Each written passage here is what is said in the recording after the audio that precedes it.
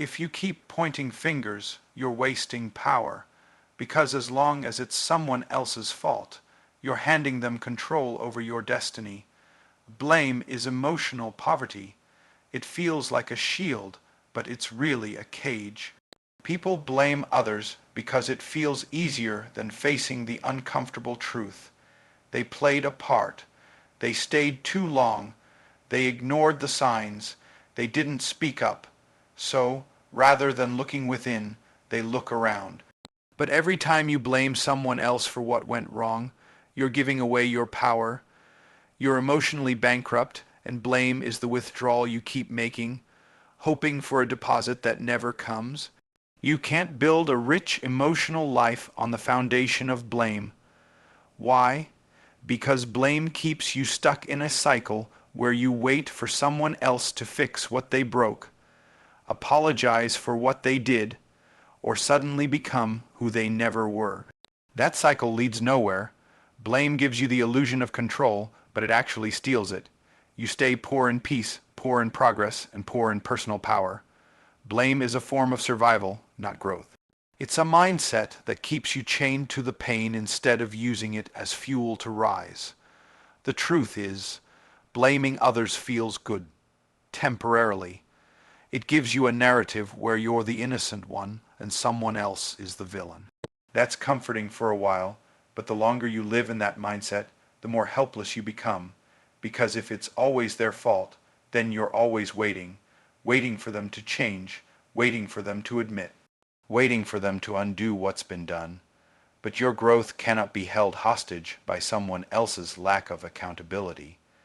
Blame convinces you that you're protecting yourself, but you're really imprisoning yourself. You're locking your future behind a door labeled what they did.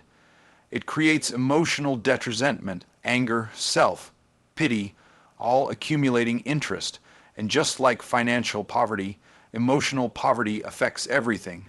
It seeps into how you see yourself, how you treat others, what you expect from life, and how you show up in the world. You walk around with a sense of lack, not because you're unworthy, but because you keep withdrawing instead of depositing into your own healing. People who thrive emotionally don't do it because they've had perfect lives. They do it because they stopped blaming and started building. They understand that emotional wealth comes from taking full ownership, even over the things they didn't cause. Not because they enjoy suffering, but because they refuse to give their story's pen to someone who dropped it. They pick it up, write the next chapter, and decide what comes next. That's power. That's freedom. Blame delays healing. It tells you it's too soon, it's too painful, it's not your job. But healing doesn't begin with someone else's apology. It begins with your decision to stop bleeding over what they won't fix. It begins when you realize that taking responsibility doesn't mean you caused the damage. It means you've decided to repair your life anyway. That shift is everything, because you stop asking, why did they do this? And start asking, what do I do now? There's no wealth in blame. There's no reward, just recycling the same pain in different forms, with different people, in different seasons. That's not growth. That's stagnation dressed in justification. And the longer you justify staying stuck, the more normalized emotional poverty becomes. You get used to the lack, used to the bitterness, used to the blame, until one day your potential feels like a stranger and peace feels like a myth. Emotionally rich people move different. They don't deny the hurt. They process it. But they don't pitch a tent there. They look pain in the eye and say, you taught me. Now you don't lead me. They don't run from accountability.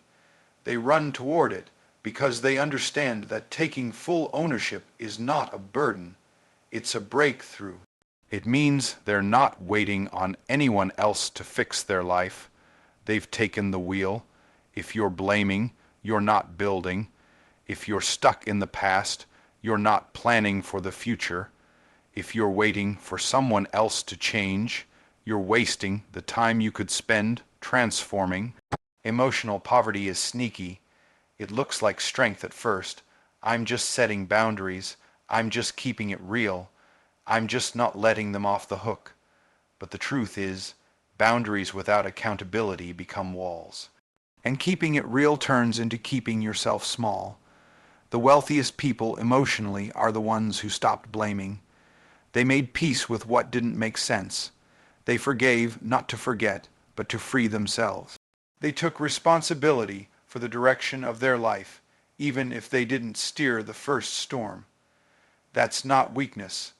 That's leadership. That's the beginning of an unshakable life.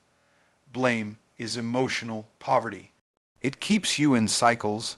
It drains your spirit. It robs your future. But you don't have to stay there. You don't have to keep handing over your power to people who mishandled it. You can reclaim your growth. Reclaim your peace. Reclaim your life. Ownership is the wealth that builds emotional empires. And the day you choose, it is the day you stop being broke in spirit and start becoming unstoppable in purpose. Victim thinking is a silent thief.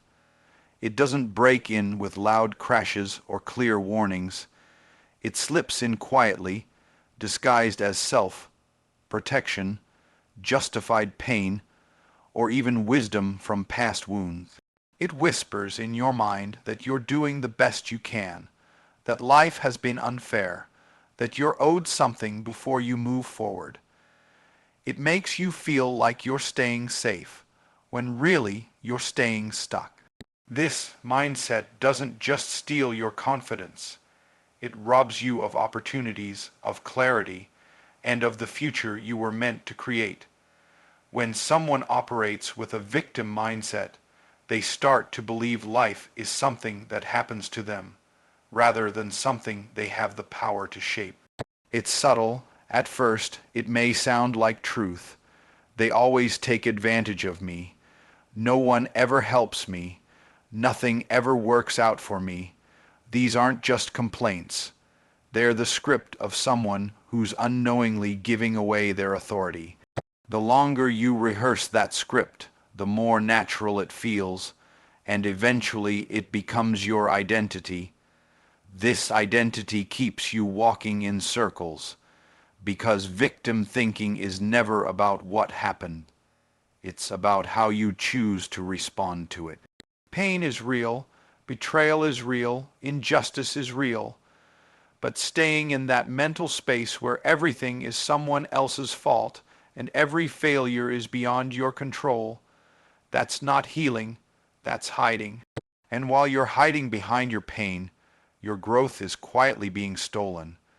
You won't notice it at first. You'll still show up, still make plans, still try new things, but there's a heaviness that lingers, a hesitation, a resistance to fully commit because somewhere in the back of your mind you already believe you'll be disappointed. Victim thinking becomes the lens through which you see every opportunity, every relationship, every risk. And what does a thief do? It takes without asking. That's what this mindset does to your energy, your belief, your momentum. It takes, and it never gives back. People with victim mindsets often attract patterns that prove their narrative. They choose jobs that don't value them, partners that don't respect them, friendships that drain them. And every time it happens, they say, "See, it's always like this." What they don't realize is that the mindset itself is magnetizing that reality, not because they deserve it, but because they're subconsciously aligning with it. When you see yourself as powerless, you move like you're powerless, even when you're not. The problem with victim thinking isn't that it acknowledges pain. The problem is that it preserves it. It keeps wounds open. It keeps conversations shallow. It avoids accountability under the mask of "they hurt me." And yes, people may have hurt you, but victim thinking keeps that hurt active like a virus running in the background of your mind. And no matter how much you smile, hustle, or strive, that mindset will always cap your growth. There's a dangerous comfort in victimhood. You don't have to risk. You don't have to be wrong. You don't have to fail. You can stay in the safety of your story and keep pointing at the people who did you wrong. But comfort and growth never live in the same room. You can either hold onto the story or step into the transformation. But you can't do both. The longer you stay in victim thinking, the more your potential gets robbed of its voice. Real power begins when you say, "This happened, but it doesn't define me." That sentence is the beginning of transformation. It doesn't erase the pain. It just ends the theft, because that's what victim thinking does. It steals. It steals your ability to see your role in your own life. It makes you reactive instead of proactive. It makes you emotionally fragile when you could be emotionally fortified. It makes you settle when you were built to rise. The most dangerous part of victim thinking is how quietly it convinces you that nothing can change. It turns temporary setbacks into permanent identities. It trades strength for sympathy. It asks for attention instead of action. But sympathy won't build a better life. Clarity will. Courage will. Choice will. You don't have to deny what you've been through. You just have to stop using it as a reason to stay where you are. Every day you wake up with breath in your lungs, you have the power to choose a new thought, a new direction, a new belief. Victim thinking may have stolen some years, some chances, some joy. But the moment you recognize it, you can start reclaiming what it took. You were never designed to live small, scared, or silent. You were designed to rise, even from pain, especially from pain. Victim thinking doesn't shout, it whispers. It masks itself as wisdom. It clings to your wounds and calls it identity. But you were not born to be stolen from. You were born to build, to break cycles, to heal so deeply that what once broke you becomes the reason others rise. And that begins the moment you decide. No more excuses, no more blame, no more waiting. Just growth, just ownership, just forward. Responsibility is not blame, it's power. But most people confuse the two and end up avoiding both. They think that if they take responsibility, they're admitting fault, they're accepting shame, or they're carrying weight that doesn't belong to them. That misunderstanding keeps people stuck, because what they're really avoiding isn't guilt, it's greatness. Responsibility isn't about confessing wrongdoing. It's about stepping into your power, your influence, your authority over how your life unfolds. You don't grow by blaming others. You grow by deciding, this may not have been my fault, but it is now my responsibility to respond to it. That shift changes everything. That mindset is what separates those who stay trapped by circumstances from those who break cycles. It's the difference between living life on defense or stepping onto the offense and making intentional moves forward. When you take responsibility, you regain control, not of other people, not of every outcome, but of yourself. And that's where real transformation begins. Taking responsibility doesn't mean you created the mess. It means you've decided to clean it up. And that takes strength, that takes clarity, that takes courage. It's far easier to say, they did this to me, than to say, here's how I'm going to rise anyway. But power never lives in ease. It lives in ownership. And once you understand that, you stop seeing responsibility as a burden and start seeing it as the access point to your next level. The truth is, you can't heal what you don't own. You can't change what you refuse to claim. And you can't lead in life if you won't even lead yourself. Responsibility means you stop waiting for someone else to fix it, change it, or apologize for it. It means you move whether or not they ever do. It means your future no longer depends on the actions of people who may never come through. That's not weakness, that's power. A lot of people delay their growth because they're waiting for a moment that may never come. Closure, justice, an apology, someone to finally understand what they went through. But responsibility says, even if that day never comes, I still have a life to build. I still have a calling to walk in. I still have purpose on my name.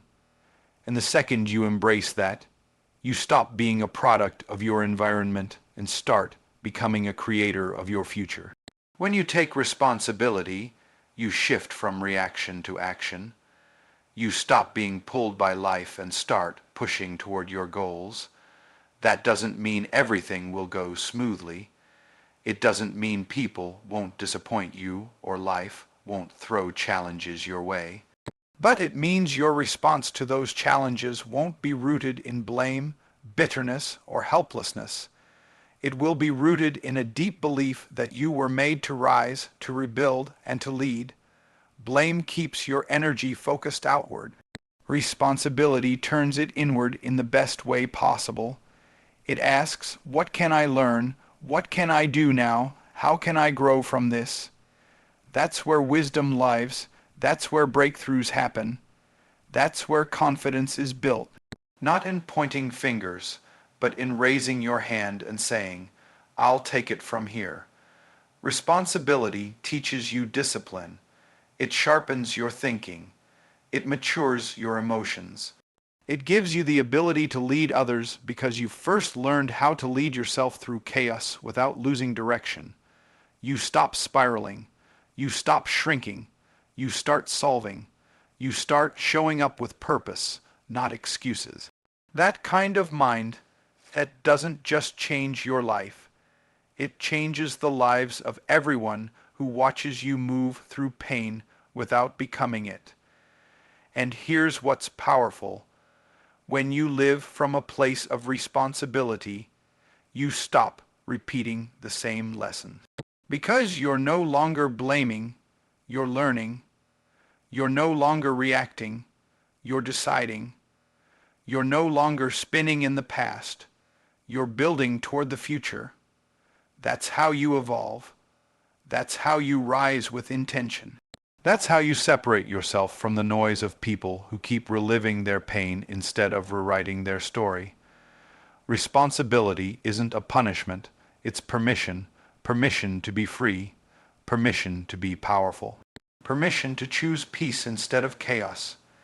It's the most empowering thing you can give yourself because it means you no longer need anything from anyone else to move forward. You are no longer hostage to their choices, their words, or their failures. You are moving because you said so, and when you live like that, you become unstoppable. Taking responsibility is the first step toward real freedom. Because the moment you claim responsibility is the moment you reclaim your power.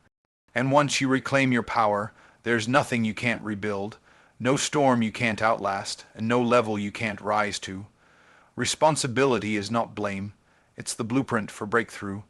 Growth happens in self-awareness, not self-pity. You don't evolve by feeling sorry for yourself, replaying old wounds, or waiting for someone to validate your pain. You evolve when you pause, reflect, and ask the hard questions. Why did I stay? What did I ignore? What did I tolerate in the name of love, loyalty, or fear? Growth demands truth, not comfort. It demands you be honest with yourself, not just about what they did, but about what it revealed in you. You can cry over betrayal and still be aware of the patterns that led you there. You can grieve the loss and still examine the mindset that attracted it. Self-awareness isn't about blaming yourself, it's about understanding yourself so deeply that you never allow the same damage to happen again. When you develop that kind of clarity, you stop waiting for closure and start building peace from the inside out. Self-pity feels like a soft place to land, but it traps you in repetition. It convinces you that healing requires external validation, that someone has to come back and apologize before you can move forward. But here's the truth.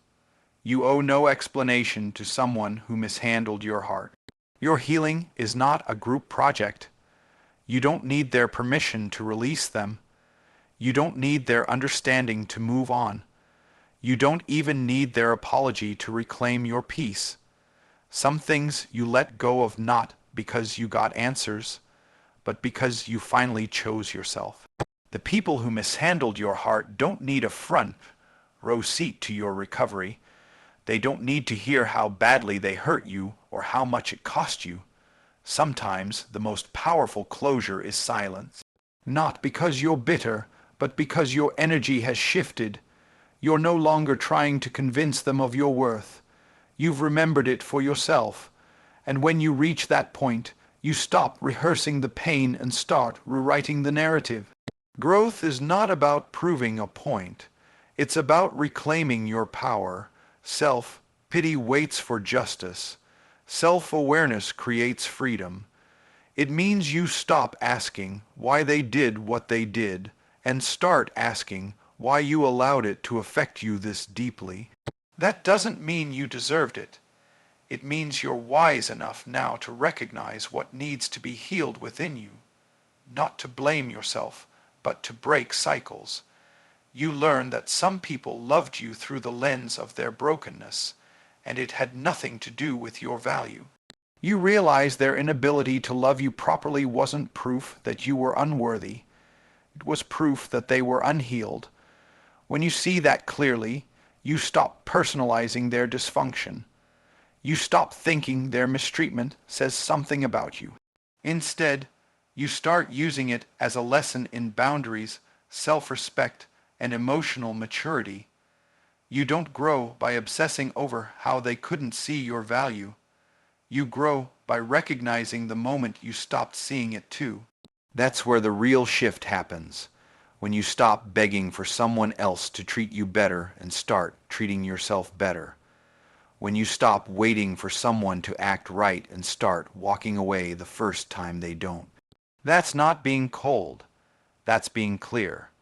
Self-awareness teaches you to sit with your truth, even when it's uncomfortable. It teaches you to examine your choices without shame, to look at your patterns without judgment, and to correct your course without needing permission. It gives you the strength to choose peace over drama, wisdom over ego, and growth over guilt. And the more self-aware you become, the less tolerance you have for people who don't match that level of depth. You begin to love yourself in a way that doesn't require explanation, in a way that doesn't demand performance. You protect your energy without apology. You say no without guilt. You walk away without needing closure. Because you finally understand that the people who mishandled your heart are not qualified to understand your healing. They weren't careful with your love. Why give them a voice in your recovery? There's a sacred power in choosing yourself after being chosen last. There's freedom in not defending your decision to grow. Some people will never understand the version of you that no longer tolerates what you once accepted. And that's okay. They don't have to understand it. You're not growing for them, you're growing through what they did. Self-pity says, they hurt me and I can't let it go. Self-awareness says, they hurt me, but I won't let it define me. And that difference is everything. That difference is the line between staying wounded and walking in wisdom, between holding on and healing, between staying small and rising higher. Growth happens when you decide your future deserves more energy than your past. When you stop giving explanations to people who disrespected your heart. When you stop waiting to be understood and start standing fully in your own understanding. Because the moment you become self-aware is the moment you stop being stuck. Every excuse delays your elevation. Every time you justify why you didn't start, why you gave up, why you're still stuck, you push your progress further into the future. Excuses are the chains we put on ourselves, and they're always dressed up as valid reasons. But underneath all of them is fear. Fear of failure, fear of success, fear of discomfort, fear of judgment, and until you stop negotiating with fear, you will always have a story for why you're not where you were meant to be. Excuses feel smart in the moment. They make you feel safe. They let you off the hook. They give you someone or something to blame. I'm too tired. I don't have enough time. I wasn't given the same opportunity. I don't have the support. They might sound true, and they might even be partially true, but they're not the full truth. The full truth is that you have something in your control. You always do. And every time you choose to speak an excuse, you silence your power. You weren't created to repeat cycles. You were created to rise, and rising requires discipline. Rising demands that you take full ownership of your time, your focus, your energy, the elevation you're praying for, hoping for, waiting for. It's not waiting on perfect conditions. It's waiting on your decision. Excuses convince you that the conditions need to change, but the reality is, you need to change how you respond to the conditions. You can't elevate and excuse yourself at the same time. You can't expand and shrink back. You can't create a new level while defending the old one. Every time you let an excuse win, you lose momentum, you lose clarity, you lose time, and time is the one resource you don't get back. You can rebuild money, relationships, and opportunities, but you cannot recover wasted time spent justifying why you didn't take action. Excuses are seductive. They give you emotional comfort. They let you preserve your ego. Because as long as it wasn't your fault, you get to stay in the clear. But you also stay in the same place. That's the trade off. You protect your pride, but you delay your progress. The people who elevate in life are not the ones with the perfect path. They're the ones who took imperfect steps consistently, without excuses. You don't need more chances. You need more commitment. You don't need more motivation. You need more discipline. You don't need a better situation. You need a better mindset. Because elevation isn't about what's happening around you. It's about what's happening within you. You can change your environment, your friends, your job, and your goals. But if you don't change your accountability, your elevation will always be temporary. When you take responsibility for your life, you start to feel friction. Not because you're failing, but because you're growing. That's what excuses try to save you from. Discomfort. But discomfort is the door to elevation. There's no growth in comfort. There's no breakthrough in retreat. You have to be willing to go where it's hard, to push through resistance, to show up when you don't feel like it. Excuses talk you out of greatness by making average feel acceptable. Look at the people who are where you want to be. They didn't get there by waiting for ideal conditions. They showed up anyway. They sacrificed. They silenced the excuse and found a way. You may think you're at a disadvantage, but your excuse is someone else's starting line. Someone out there has less than you, but they're doing more with it, because they stopped letting excuses run their life. You don't need to be perfect. You just need to be responsible. And being responsible means you stop allowing your excuses to speak louder than your purpose. You were not built to settle. You were not built to repeat the same year over and over. You were built to rise, but elevation costs something. It costs comfort. It costs the old version of you that was okay with putting things off, blaming others, waiting on motivation. You have to trade that version in for one who takes action without delay. If you keep saying tomorrow, eventually your opportunity will become someone else's reality. While you're justifying why it can't happen, someone else is walking in what you were capable of building. Excuses don't just delay you. They demote you. They keep you on a level you were meant to outgrow. You were designed for more. But you don't get more by doing less. You get more by showing up relentlessly. You get more by refusing to be a prisoner of your excuses. You already have the ability to elevate. It's inside you. It's not a matter of having it. It's a matter of unlocking it. And the only way you do that is by deciding you're done making room for excuses. You're done letting fear sound like reason. You're done defending your limitations. because the moment you eliminate the excuse is the moment you activate the elevation. And that's the moment everything begins to change. Freedom begins where blame ends. As long as you keep pointing fingers, you're locking the door to your own breakthrough.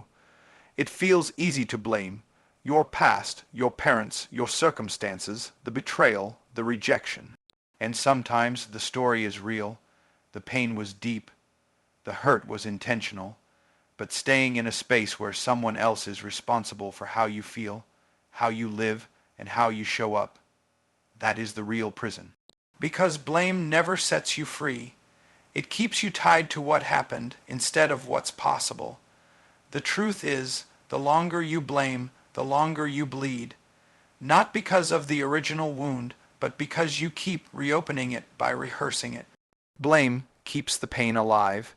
It forces you to relive the moment over and over. You become emotionally trapped, repeating the same mental loops and wondering why nothing's changing. Blame feels like justice, but it actually becomes your judgment. It sentences you to stay in the very place you've been trying to escape. You can't rise while pointing at what dragged you down. You can't build forward when all your focus is locked on the past. Blame is heavy. It weighs down your progress. It clutters your mind. It blinds your vision. You start seeing the world through a filter of fear and frustration.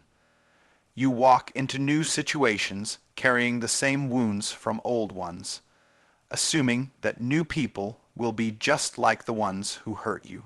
That's how blame keeps you in bondage, by making you believe you're protecting yourself when you're actually just limiting yourself.